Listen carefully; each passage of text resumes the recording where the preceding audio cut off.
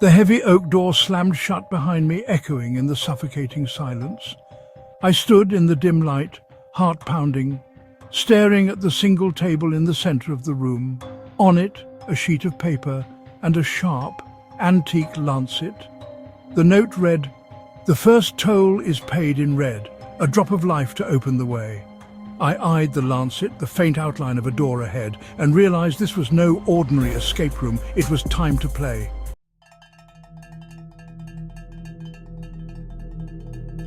I pressed the lancet to my thumb. Pain, blood, real. I fed a drop into the door's tiny hole. It vanished with a hiss. The silence thickened. Then the door glowed sickly green and slid open. The metallic scent grew stronger. I hesitated, dread knotting in my gut. The only way out was forward into darkness. The price of admission was just the beginning.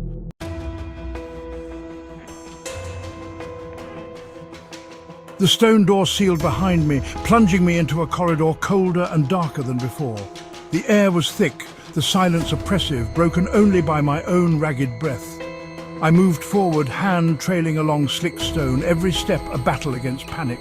The corridor ended in another room. The door slammed shut, leaving me in perfect blackness. I was truly trapped. The game had begun in earnest.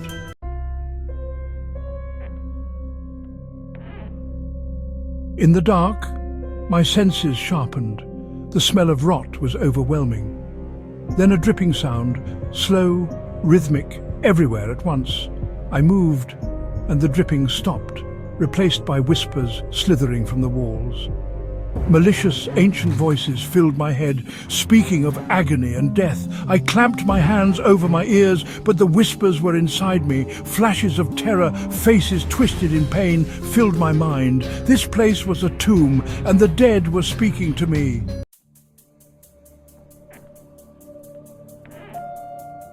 A single bulb flickered on, revealing a room stained with old blood.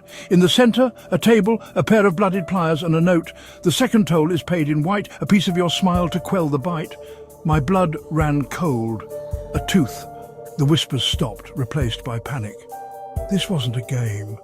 The pain, the fear, the stains, they were all real. I pounded on the door, screaming for escape, but there was no answer. Only the pliers, the demand, and the next door. And I knew I was going to pay.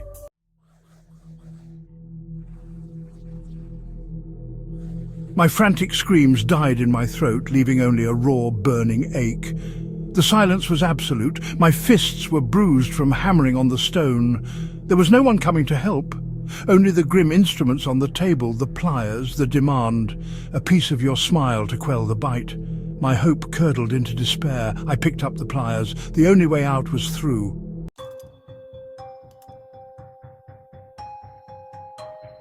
As I stood there, pliers in hand, my mind retreated to a memory of laughter and harmless games, escape rooms with friends, racing clocks and silly puzzles. Now the only timer is my own resolve. The line between game and reality is gone. There's no safe word, no exit. I walked into a nightmare chasing a thrill and found only monsters in the dark.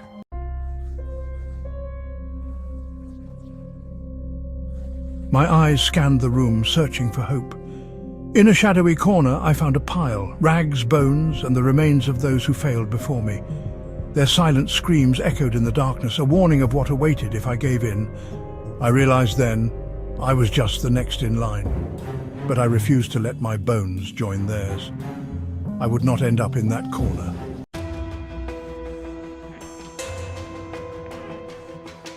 I turned away from the pile of bones, my resolve hardening. I would not join them. There was only one path forward, and it led through pain. I had to mutilate myself to survive. I brought the cold jaws of the pliers to my mouth, clamping onto a back molar. Agony exploded through me. My vision tunneled, tears streaming down my face. With a final guttural roar, I twisted my wrist. The tooth came free.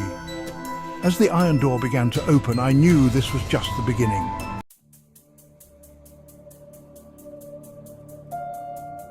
The heavy iron door groaned open, revealing a room thick with the stench of a slaughterhouse. Blood and saliva dripped from my numb lip as I staggered forward, broken and bleeding. The door slammed shut behind me, sealing me in this chamber of horrors. Hooks, chains, and butcher's tools lined the walls. In the centre, under a flickering light, stood a heavy, scarred chopping block.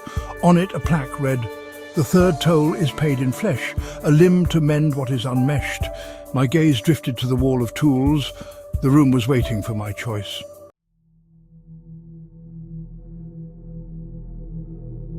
My breath came in ragged, shallow gasps. The words echoed in my skull. A limb. I looked down at my hands, my feet. These were parts of me, carried me through life. Now the room demanded a sacrifice. The echoes of agony, the wet thud of the cleaver, haunted me. It wasn't just physical.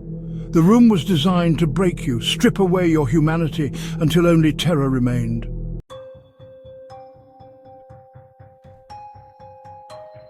I lay on the cold floor, pain blurring time. Survival was all that mattered now. My old life felt like a faded photograph.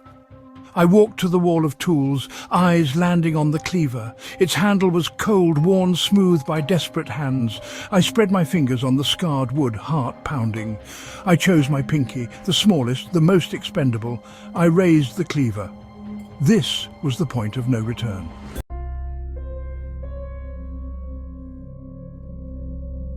The world narrowed to the space of that chopping block, my hand splayed and vulnerable, the gleam of the steel cleaver hanging in the air above it. The ghosts in the room held their breath, their whispers falling silent in anticipation. My own breath hitched in my chest. Every nerve, every cell in my body screamed in protest. This is wrong. Stop.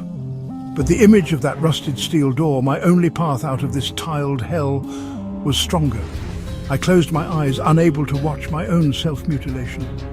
I thought of nothing. I emptied my mind, becoming a simple machine with a single terrible function: to cut, to sever, to pay the toll. I brought the cleaver down. The sound was not a clean chop, but a wet, sickening thud, followed by the sharp crack of bone. A bolt of pure, white-hot lightning shot up my arm, exploding in my shoulder and neck. It was a pain so immense, so absolute, it transcended sound. A silent scream was ripped from my lungs, but no air came out. My entire universe imploded into that single point of agony. My vision went white, then black, then burst into a kaleidoscope of searing colours. The world tilted on its axis, and I felt myself falling, my mind detaching from my body, floating away on a red tide of pain. I crashed to the tiled floor, the side of my head hitting the ground with a dull thwack. For a moment, there was nothing. A blessed empty void. Then the pain returned, flooding my senses, pulling me back to consciousness. My left hand was a mangled ruin, a fountain of hot, dark blood that pumped onto the white tiles, staining them a brilliant, shocking crimson. I stared at it, my mind unable to process that this mangled thing belonged to me.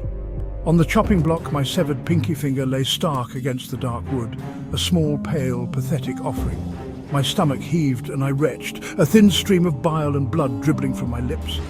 Through the haze of pain, I heard a new sound. It wasn't the whispers. It was a low, resonant hum, a deep vibration that started in the floor and worked its way up into my bones. I rolled my head to the side, my cheek sticking to the grimy floor. The rusted steel door on the far wall was glowing. A faint red light emanated from its edges, growing brighter and brighter. The hum intensified, becoming a deep, grinding roar. Slowly, ponderously, the massive slab of steel began to slide sideways, revealing an abyss of perfect darkness beyond. It had worked. My sacrifice had been accepted. The price was paid.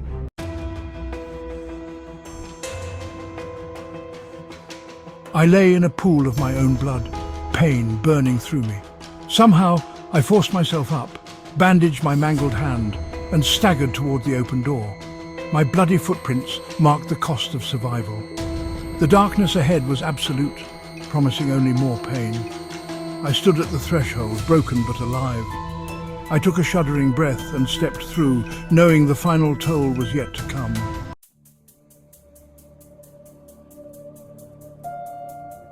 The door sealed shut behind me with a heavy, metallic thud. This corridor was different, lined with floor-to-ceiling mirrors reflecting 1,000 broken versions of myself. My bloodied hand throbbed, my shirt stained dark. The air was cold, sterile and silent, except for my ragged breathing. I fixed my eyes on the pulsing white light ahead. I had to keep moving.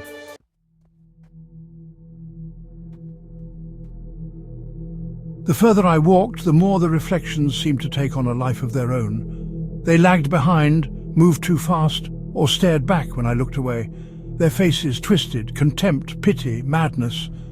I pressed my hand to the glass. The face staring back was not my own. Ghostly eyes watched from every mirror. I kept walking, haunted by the faces of those who failed before me.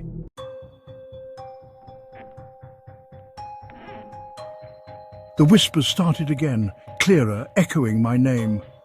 Logan. The voices slithered from the mirrors, multiplying, a chorus of the damned.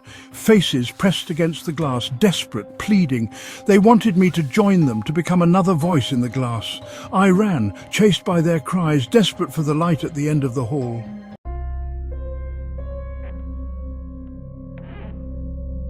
As I ran, the world began to fracture. The pristine mirrors on the walls started to crack. It began with a single, fine line on one of the panels like a spider's web.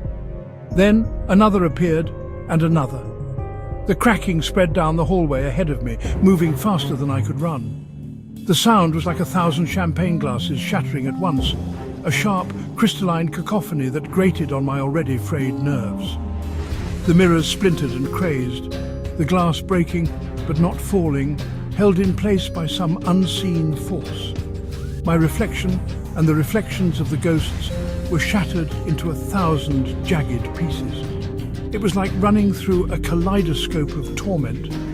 The floor beneath my feet began to feel unstable, tilting and swaying like the deck of a ship in a storm. The sterile white light ahead pulsed faster and faster, its rhythm matching the frantic beat of my heart.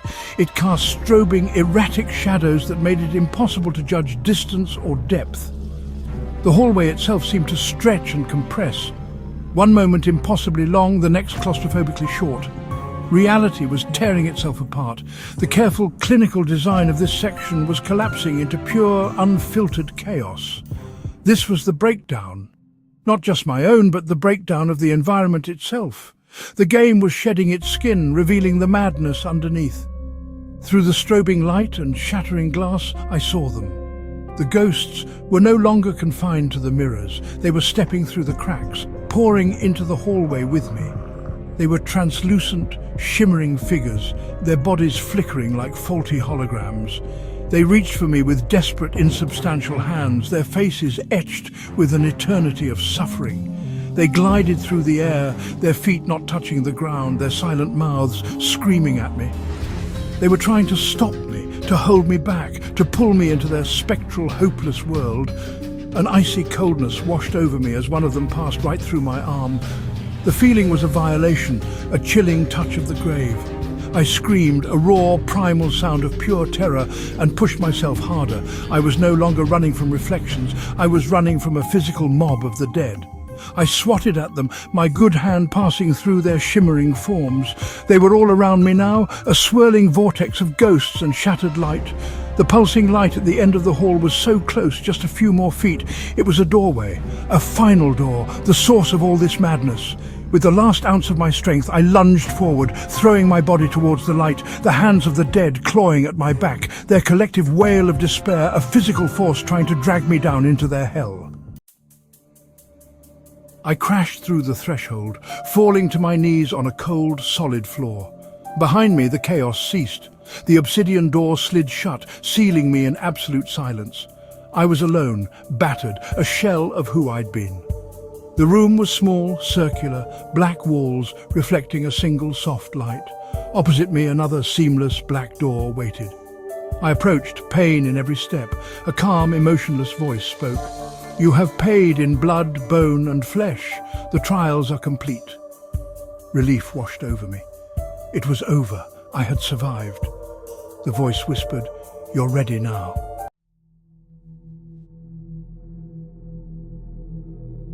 "Ready now?" I croaked, my voice a dry, rasping whisper. The words hung in the sterile, silent air. I had survived every trial, paid every toll, and now stood before the final door, believing freedom waited.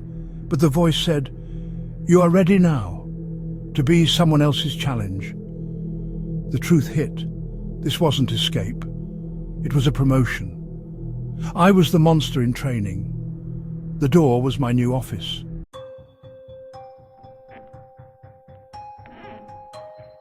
The obsidian door in front of me slid open with a soft, frictionless hiss. It revealed not the outside world, but a room identical to the one I had just left. A control room. The circular walls were not black mirrors, but a panoramic screen that flickered to life, showing the rooms I had just survived. The first room, with the table and the lancet, the second with the pliers, the third with the blood-stained chopping block. They were all pristine, clean, reset, waiting for the next contestant. My predecessor, whoever they were, had finally been relieved of duty. Their challenge had been completed. I was their replacement. A wave of nausea and a profound, soul-crushing weariness washed over me. I looked at my mangled hand, the crudely wrapped bandage, a dark, ugly blotch. I felt the empty space in my jaw where a tooth used to be. These weren't just scars, they were my resume, my qualifications for this sick, eternal position. The voice, now coming from the room itself, spoke again. The cycle must continue. The trials require a gatekeeper, one who understands the price, one who has paid it. I understood now. I was the new entity, the new architect of pain. I was the one who would now watch from the shadows as another desperate soul chose between a lancet and a locked door. My first instinct was rebellion. A final guttural roar of defiance. I would smash the screens. I would tear this place apart with my bare hands. I would rather die here than become a part of this evil. But as the rage surged, it was met with an overwhelming sense of futility. What could I do? Starve myself to death in this control room? The thought of the bone pile in the second room came back to me. The fate of those who fail or those who refuse. To die here would be a victory for this place. It would just wait patiently until another candidate proved themselves worthy. My death would be meaningless, just another forgotten ghost in the machine. And so I stood in my new prison, a crown of agony on my head. There was no last revolt. There was no final heroic act of defiance. There was only a chilling, hollow acceptance. The fire in me, the part that had fought so hard to survive, had been extinguished, replaced by a cold, dead emptiness. I walked towards the panoramic screen, my steps heavy, my spirit broken. On one of the monitors, I saw a new feed, a camera showing a heavy oak door from the outside. A figure was approaching it, a look of confident curiosity on their face. They thought it was a game, just like I did. And as they reached for the handle, I watched and I waited. My challenge was about to begin.